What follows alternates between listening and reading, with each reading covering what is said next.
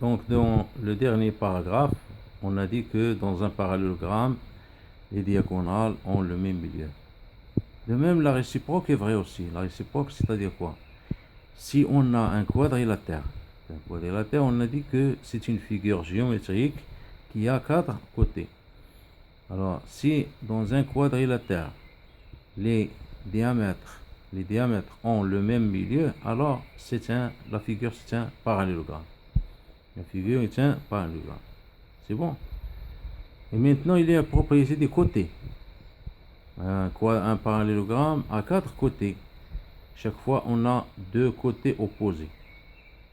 Donc, la règle, il dit, dans un parallélogramme, les côtés opposés sont isométriques.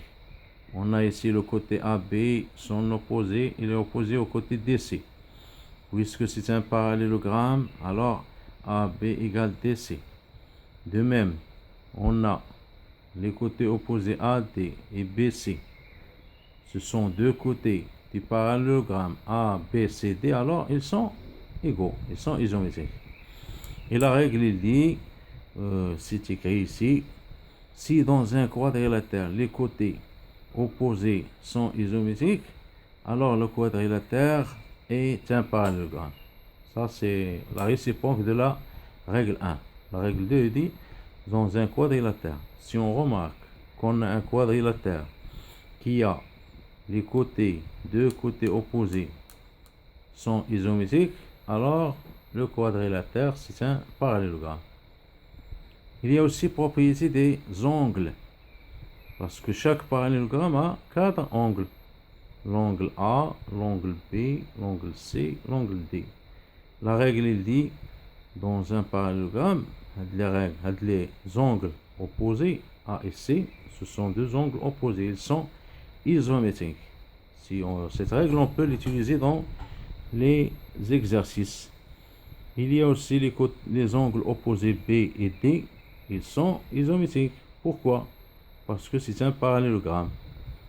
C'est écrit ici A égale C, l'angle B égale l'angle D. Il y a aussi une autre règle, les angles consécutifs.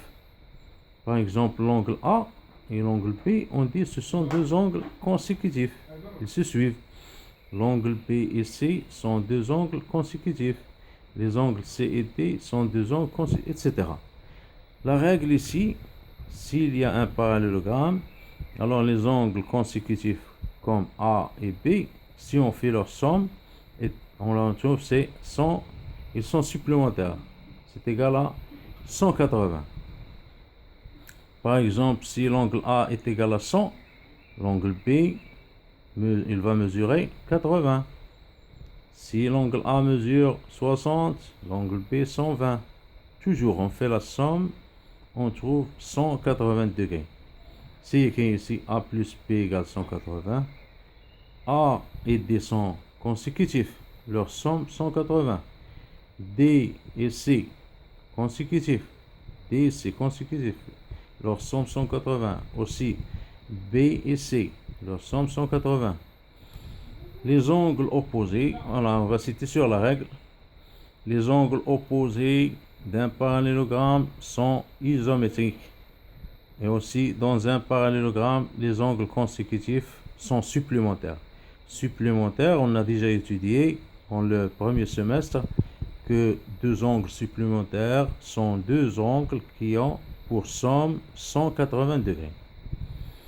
Il y a la règle 2, c'est-à-dire si 2 angles d'un quadrilatère sont isométriques, alors il est un parallélogramme. Si deux angles opposés, les angles opposés d'un quadrilatère, si on remarque dans un quadrilatère, dans une figure, les angles qui sont opposés et isométriques, alors la figure est un parallélogramme. Donc si les angles opposés d'un quadrilatère sont isométriques, alors il est un parallélogramme. C'est bon? Donc ici on a étudié les propriétés des côtés opposés d'un parallélogramme sont isométriques. les angles opposés d'un parallélogramme sont isométriques. Aussi, les angles consécutifs sont supplémentaires. Supplémentaires, ça veut dire leur somme est égale à 180 degrés.